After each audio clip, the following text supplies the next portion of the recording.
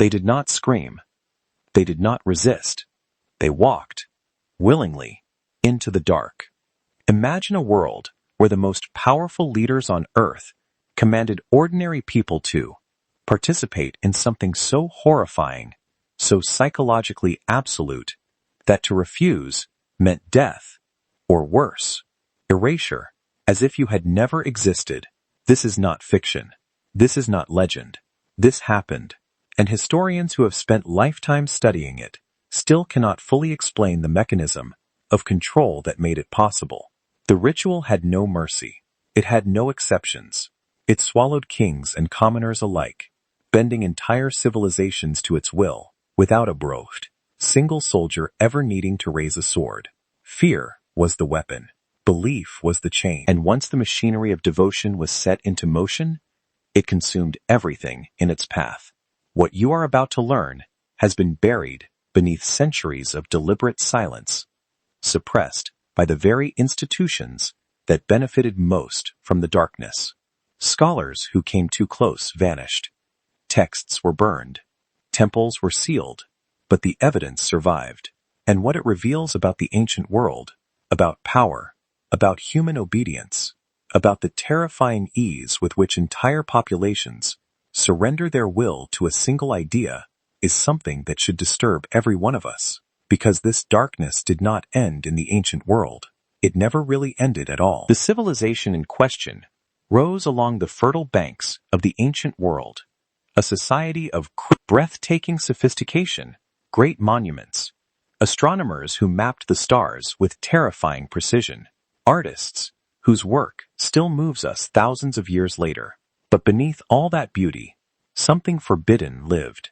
At the heart of their society sat a priestly class so powerful, so deeply embedded in every layer of life, that no king could act without their blessing, no harvest could begin, no war could be declared, no child could be named. The priests did not merely advise, they decided, and their authority rested on one unimaginable foundation, the ritual. It began each year when the skies shifted, when a specific alignment of stars appeared above the horizon.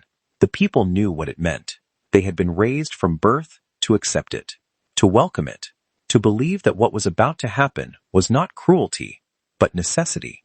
Young men, young women, selected by the priests from the population, not always the lowest, sometimes the most beautiful, sometimes the most gifted, chosen because the gods, they were told, demanded the best. Their families wept and then celebrated, because to resist the selection was to invite something far worse than grief. But here is what historians discovered that shattered everything they thought they knew.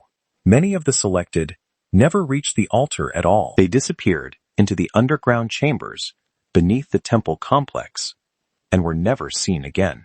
What lay beneath those temples was not sacred. It was a machine. Archaeologists, excavating the subterranean levels of ancient ritual sites across multiple civilizations, from Mesoamerica to the Near East, from the Indus Valley to the Mediterranean coast, found the same pattern, repeated with unnerving consistency.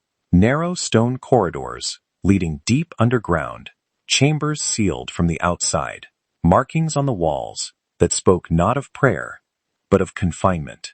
The selected were not simply sacrificed, they were kept, some for days, some for weeks, in complete darkness, in near total silence, fed just enough to survive. The psychological devastation of this isolation, combined with ritual fasting, sleep deprivation, and the administration of psychoactive substances derived from local plants, produced a state that ancient texts described only in metaphor. The person who entered the chamber and the person who emerged were not the same. They had been unmade and rebuilt. This is the jaw-dropping truth that rewrites everything. The ritual was not primarily about death. It was about transformation, about the manufacturing of belief at the cellular level of human psychology. Those who survived the underground ordeal emerged speaking of visions, of divine presence, of unshakable certainty in the power of the priesthood. They returned to their communities, as living proof of the God's existence. Their testimony was more powerful than any sermon, more persuasive than any law, because they had been there. They had seen it. They believed with every broken, rebuilt part of themselves. The priests had not created worshippers. They had created witnesses. And witnesses, throughout history, have always been the most dangerous weapon of all, because a witness cannot be argued with. A witness cannot be reasoned out of what they know they experienced, even when what they experienced was engineered, deliberately, coldly, with full knowledge of what it would do to the human mind. Ancient records, clay tablets, papyrus fragments, carved stone inscriptions, describe the priests debating the optimal duration of confinement, the correct dosage of ritual compounds, the precise sequence of sensory inputs designed to produce the deepest possible psychological surrender. This was not superstition. This was science, applied to fear. When the truth began to emerge, slowly, painfully, across centuries, the consequences were catastrophic for those who had wielded this power. In some civilizations, the collapse came from within. Populations who had endured generations of ritual terror eventually reached a breaking point, a moment when enough individuals simultaneously refused. When one person refuses, they are silenced. When 1,000 refuse together, the entire structure begins to crack. Historical records document several ancient societies where the priestly class was dismantled not by foreign invasion, but by the people who had been kneeling before them. The temples were torn apart stone by stone. The underground chambers were exposed to daylight for the first time in centuries, and what was found inside, the tools, the records, the remains, was so disturbing that many civilizations chose to bury it again rather than face what it revealed about the society they had built. Some priests escaped. Some were absorbed into new power structures, carrying their knowledge of psychological manipulation into different institutions, different belief systems, different centuries. None of it was ever truly brought to justice. That is the part that history finds most uncomfortable, because the techniques did not vanish with the civilizations that invented them. The understanding that human beings can be psychologically restructured through isolation, fear, repetition, and controlled revelation, that knowledge survived. It was passed forward. You can trace its echo in every cult, every authoritarian regime, every system that has ever demanded absolute obedience by controlling what people are allowed to see, feel, and know about their own reality. The ancient priests are gone, but the ritual never really stopped. History's darkest chapters are not warnings written for other people. They are mirrors. What this ancient ritual teaches us is not simply that powerful people can be cruel. We already know that.